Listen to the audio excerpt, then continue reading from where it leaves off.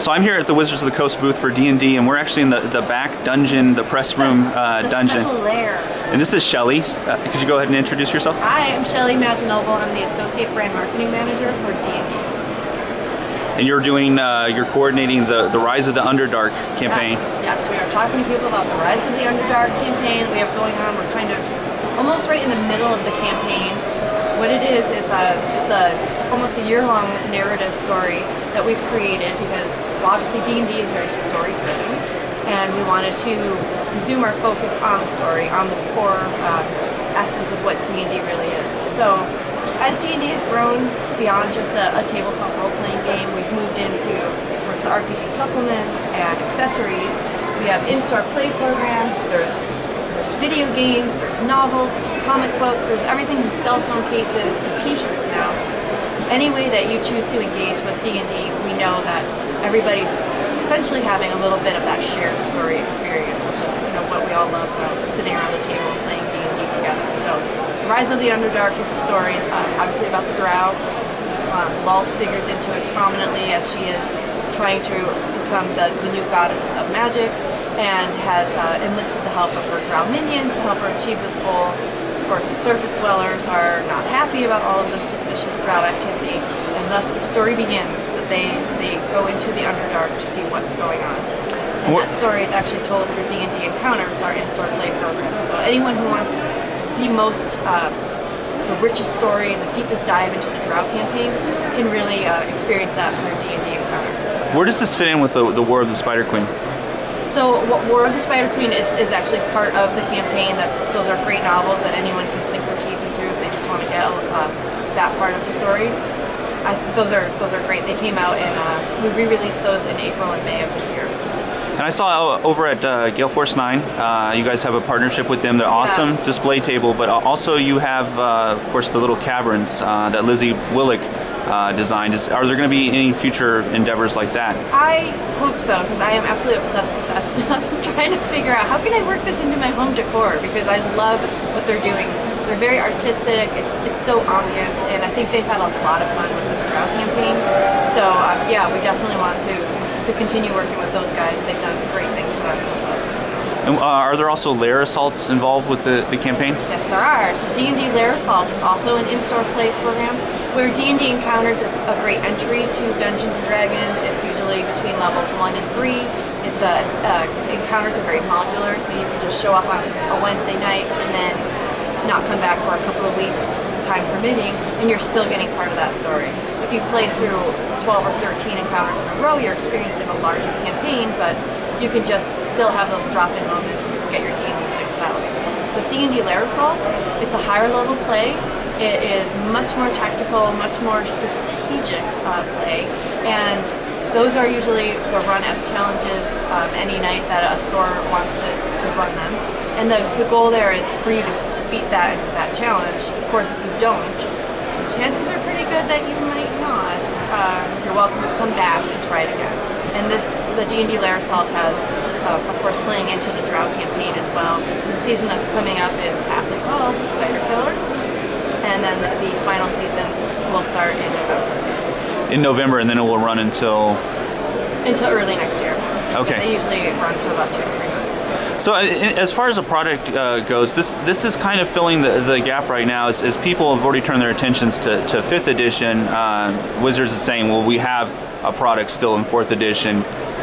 It's a very popular product with the Underdark, Drizzt, things like that, Drow.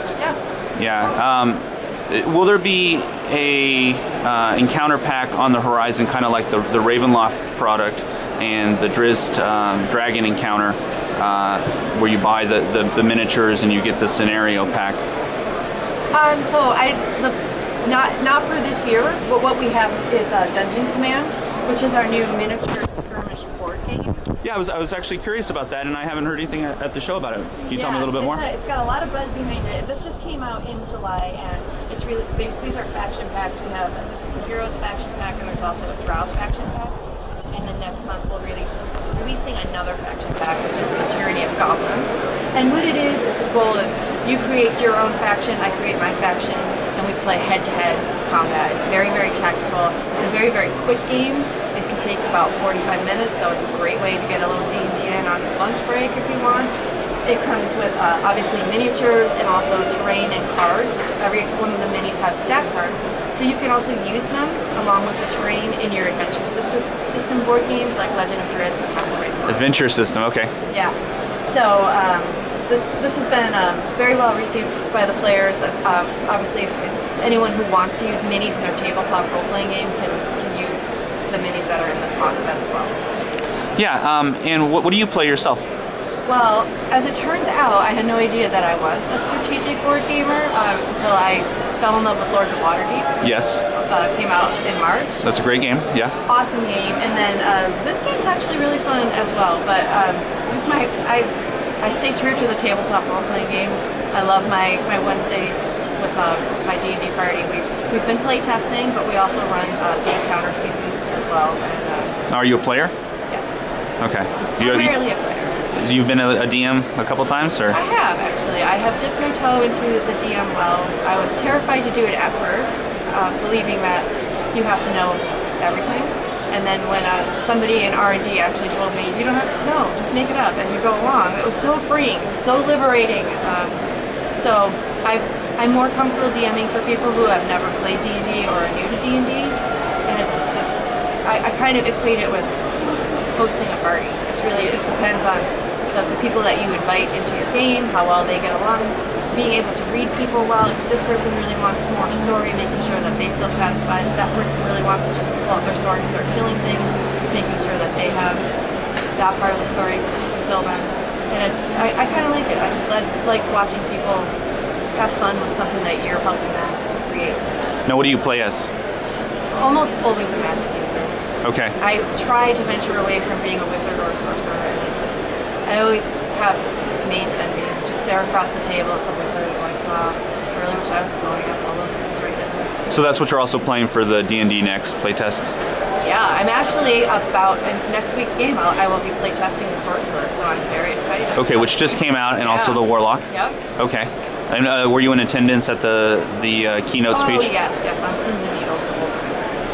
So you were excited as a player yourself about what's the future of the game. I mean, were there some secrets there that you didn't know about, or you just had to? No, because I've seen the rehearsals, so I knew what was going on. But I'm excited about what's happening with the next iteration. I'm excited to see how the community has come together and rallied around this playtest and really feels committed to making this game be the best game that it can be. And it truly will be the game that the players want, because we're absolutely 100% sincere in asking people for their feedback. I can't stress that enough. R&D really goes through those surveys, they really look through those results, and they really make changes based on what the community is asking for. Well, I was also surprised to hear not just surveys, in fact, but blogs, so maybe social media, other things. They're looking at a wider thing about comments and criticisms of what people really like about the game and so on. Yeah, I mean, in this age of social media and blogging, people are talking about D&D everywhere, and it keeps our community team really busy. Of course, they're out there, they're combing through the blogs, they're looking at comments on our blogs, they're just pulling feedback from everywhere possible. And we're just constantly culling through these reports and reading to see what the community really wants. There we go. So Shelly, what's your favorite setting? Your setting of choice for D&D? So most of what I've played in has been the Forgotten Realms. When I first started playing D&D, I learned on 3.5 in Eberron. So Eberron will always have a special place in my heart just because that's the very first place I've ever explored. I can say that if I never go back to Dark Sun ever again, I don't care. That was the most brutal setting I've ever experienced in my life. I guess in that sense, it was fun. I appreciated it, but probably I have to say the Forgotten Realms is probably my favorite right now. Now, when Wizards employees game, when they play D&D, for example, are there office games going on, or your campaign, for example, it could be with people who are not Wizards employees, and you're just playing? So, I play in an office game. It's with my with my team that I work with. So who do you have around the table? So we have the senior brand marketing manager is with us. One of the product managers, somebody who works we work very closely with in legal, so he's there as well. our DM is one of the product managers. But we also have somebody from customer service that's in there that also specializes in D&D. And the licensing director for D&D is also in there. Occasionally our brand director drops in, but when we're playing encounters, he doesn't like to join us because he plays in an encounters game outside of work at an actual game shop, so he doesn't want the sneak peek of what's actually going to happen for that night. So what goes on in terms of in-game dynamics between the actual players? Do you guys find yourself having arguments or getting into scuffles over things? Only with the dungeon master, and only because I always just constantly want to give them grief. But not even that's just, we're not being serious, of course. I think that every office should have D&D as part of their team building because it really does, it does matter. I have made some of my best friends because of people that I've played D&D with. The game that I first started with in 3.5 in Eberron, that was an office game. None of those people still work at Wizards, and yet they're still people that I'm really, really close to. And I believe that's because of what we shared during that game. I mean, when somebody's willing to stick their neck out and save your character's life, or to take hit points and take damage for her, and instead of me having to do it, then that kind of stays with you. These are people that I think I'm going to want to know in real life as well as in my fantasy life. Did you find it hard to get into D&D as a female gamer?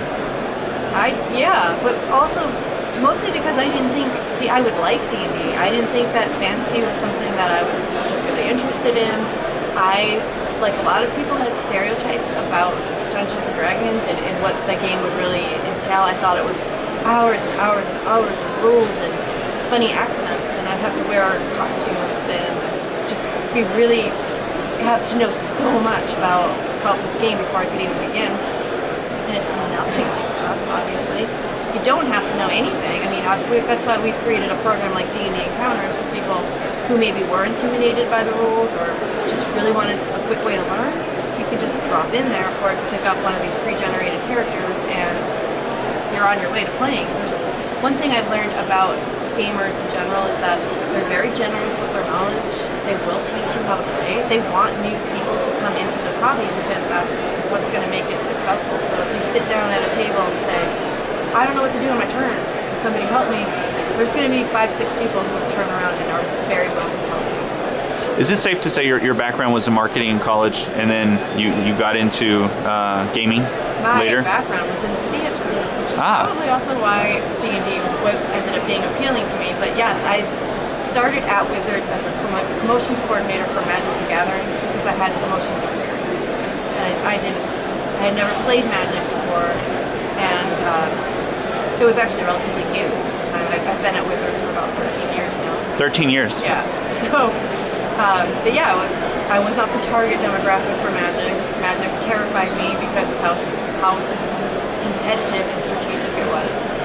But I think it's an amazing game. I think it's an incredibly designed game, and I can appreciate what other people love about that game. But D&D definitely fit me better and fit my personality better. I like doing things as a group. I like being part of a team.